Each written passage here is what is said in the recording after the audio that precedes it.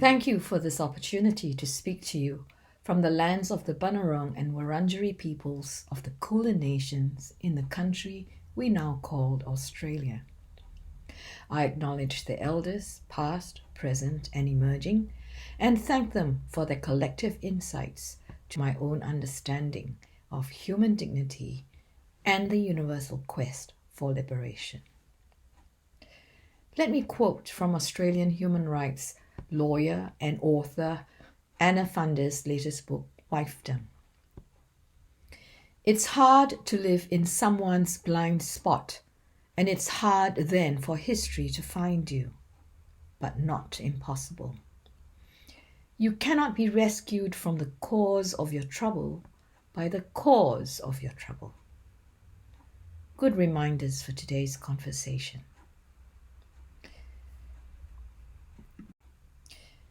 This slide gives some idea of the complexity involved in understanding the basic yet universal question of theological anthropology. What does it mean to be human in terms of dignity and liberation? Catholic theological anthropology itself has a long history of development, one in a continual process of evolution. We have much to critique, given that development of theology itself takes place concretely in human beings, and as such, there are inbuilt biases, oversights, and even scotosis, the intellectual blindness or hardening of the mind. This is a major challenge and a focus of my talk. I am concerned that discussions about human dignity and women's inherent dignity is still on the level of abstractions and concepts.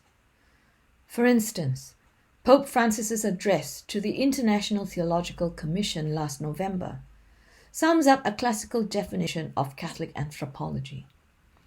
Theologians are asked to be in tune with the people of God, with a privileged gaze for the poor and simple. I take his words seriously, but I'm troubled by his split between the anthropological question and the theme of ecology. His use of abstract dogmatics, coupled with non-inclusive language, for example, referring to the Holy Spirit as He, or referring to the Spirit of Nicaea, living tradition, for the missionary conversion of the Church. Direct quotes. What do these mean in relation to women's dignity and equality? His impromptu remarks regarding the Petrine principle and the Marian principle after the formal address are deeply troubling. The Church is woman and bride, continue to justify male ordination and the question of ontology within a hierarchical and patriarchal church, suggesting still an unshifting mindset with deep implications on how women and men configure themselves and relate. I don't doubt Francis's sincerity regarding the dearth of women's voices in theology and the need to demasculinize the Church. What is demonstrated here is the difficulty of intellectual conversion in his insistence on the Marian and Petrine principles as distinct. Lumen Gentium is clear about diversity of persons and equality, but there is a gap between encoded teaching and practice. Liberation or freedom are integral to human dignity. This is particularly challenging given a hierarchy of social worthiness even within the Church, based on race, gender, identity, social, cultural, and geographical location. The dialectic of authority and power is not easily resolved. A church that communicates distorted meanings in word and deed exact immeasurable toll on women's lives. Abstract, disconnected teachings about marriage, family, sexuality, the sacraments, for instance, continue to trap women in violent relationships. Binary anthropology and the focus on complementarity, subjugating women to specific roles, functions, and places, dehumanize women, robbing women and men of their inherent dignity. The Church still struggles to address let alone accept responsibility for the trauma of physical, emotional, psychological, spiritual abuse because of clericalism. Any critique of Catholic theological anthropology such as this demands the following: a critique of one's understanding first, to judge the correctness of one's interpretations, to distinguish between the tinsel and silver and gilt from gold, to paraphrase Jesuit theologian Bernard Lonergan, and not give in to divisive politics, ideology, tribalism, cynicism. It demands an interrogation of all forms of pseudo-authority encoded ritually, doctrinally, canonically, structurally. Spurious, illegitimate power of authorities must be similarly critiqued. Critiquing demands a confrontation of internalized contempt of and for women's intelligence and contributions, running deep in the church and society. Unfortunately, such contempt exists among women themselves. Gender stereotypes, tropes about the ideal Catholic Christian woman, wife, mother, vis-a-vis maleness, the clerical state within a still normatively white cisgendered male culture in the church, form part of the collective psychic contagion of self-deluding and deceitful assumptions, ideology, and tribalism. Critiquing demands respecting women's drive for meaning and freedom. Mere inclusion in leadership, governance, while welcomed, is insufficient. See further Jesus' relationships with women. Critiquing demands a genuine attention to women's development, privileging women in the global south while recognizing their own autonomy, their need, and their desire for living fulfilled lives. Recognizing that these are as diverse and complex as the diversity of the cultural traditions, histories, and locations from which they come. For millions of women in the Global South Church, women's ordination is not a top priority, but the dignity of their lives matter. Consider the daily struggles with the ignobility of poverty, violence, racialized genderism, and the aftermath of trauma exacerbated by distorted religious beliefs and practices. Critiquing anthropology demands a disruption of neo-traditionalism tied to clericalism. Neo-traditionalism is antithetical to genuine Catholic anthropology's principle of dignity, diversity, conversion, solidarity for true freedom, and the human good.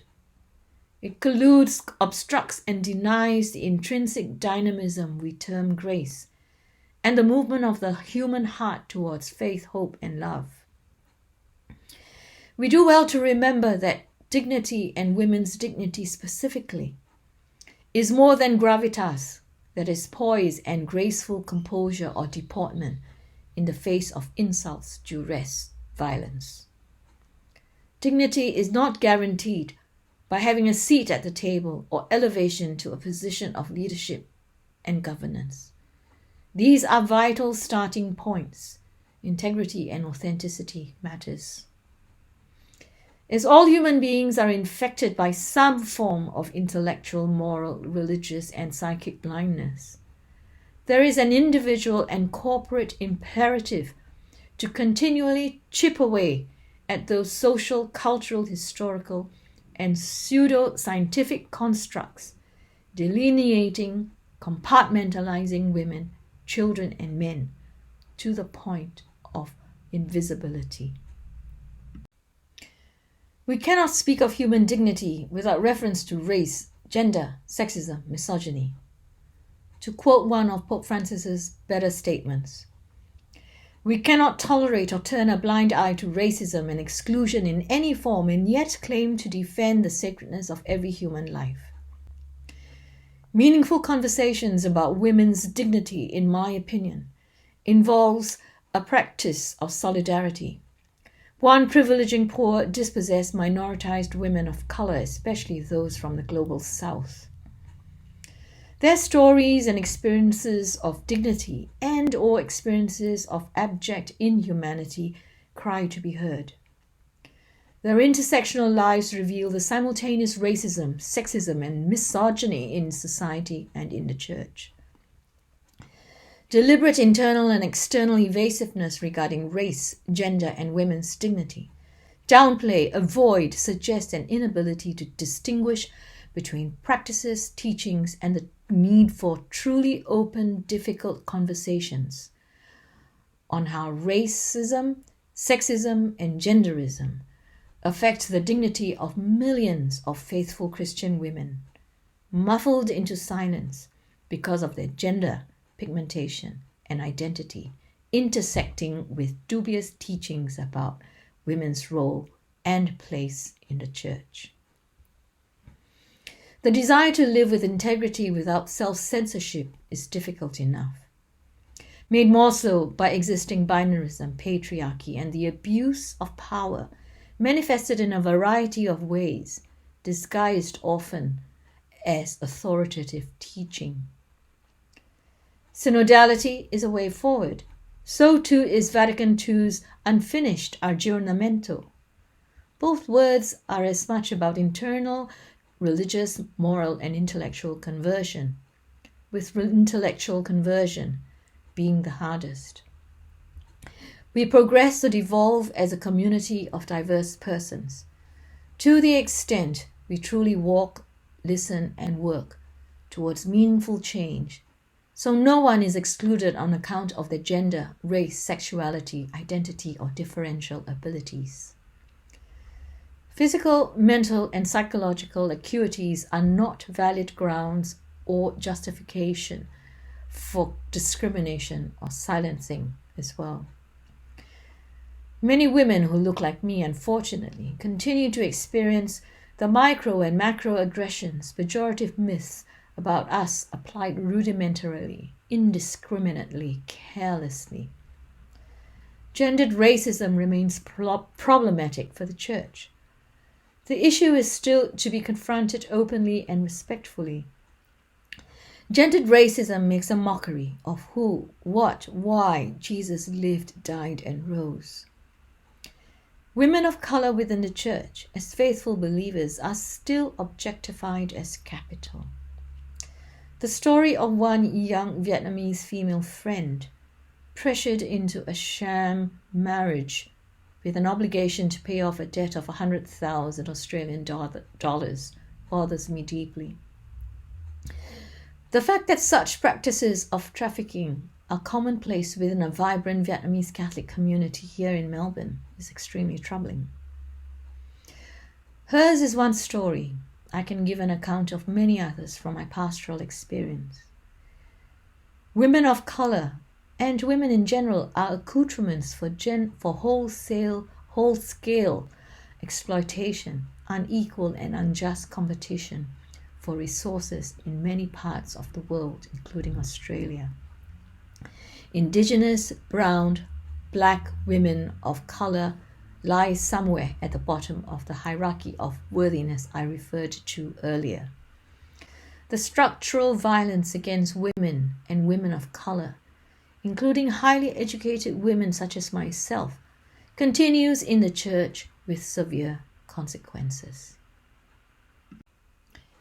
In conclusion, a more authoritative theological anthropology will better serve us as a community of diverse persons, one that calls us to be more than what we understand ourselves and others to be, to not be trapped by the cause of our trouble, one which is the intellectual blindness regarding the inherent right and gift of human dignity. The work towards a more wholesome, integrated anthropology, one that truly takes seriously lives as contextualized within the diversity of all creation, is indeed slow, patchy, frustrating, maddening even. Is it any wonder so many have left the church? Those of us who choose to stay have a right and obligation to call out the pervasive binary Western and heteronormative anthropology at every turn, remembering that such thinking is an historical cultural impediment, a relic of colonization and imperialism replicated inter and intra-culturally. I am personally encouraged and grateful for initiatives such as this one. Initiatives arising from passionate creative women and their allies to engage seriously, respectfully in tough conversations. I am grateful for so many who work tirelessly to dismantle archaic thinking because of their fear of losing power and control. Our Ash Wednesday commitment, as I see it, is an invitation and commitment to turn away from all that demean, dehumanize the inherent gift of dignity, to claim with a fierceness what is indeed our right as women, children, men. Let me share this poem by African-American poet and playwright Tozanke Shanga. Her simple words I find personally moving, profound, and ground for my own continued work as a woman of the church. I found God in myself, and I loved her. I loved her fiercely. Thank you for listening.